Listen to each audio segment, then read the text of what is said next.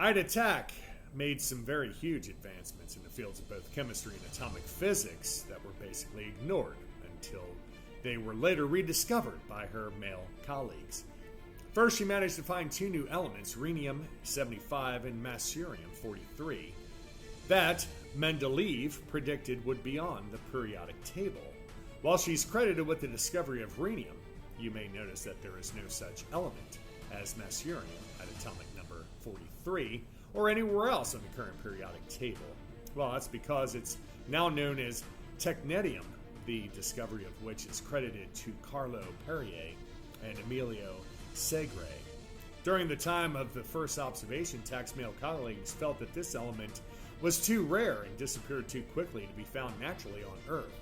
Though Tacke's evidence was clear, it was basically ignored until these partners artificially created the element in the lab and were given all the credit that Tacke rightfully deserved. In addition to the injustice there, Tacke also published a paper that opened the door to the idea of nuclear fusion or fission that would later have taken on by Les Metenier and Otto Stern. Her paper, 5 years ahead of its time, described the fundamental process of fission. Though the term hadn't yet been invented yet, she worked with Enrico Fermi's theory that elements above uranium did exist and offered the explanation that the particles could be broken down when bombarded by neutrons to release a mass amount of energy.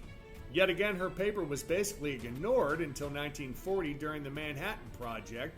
Though Fermi was awarded the Nobel Prize for his discovery, the new radioactive elements were produced during neutron bombardment.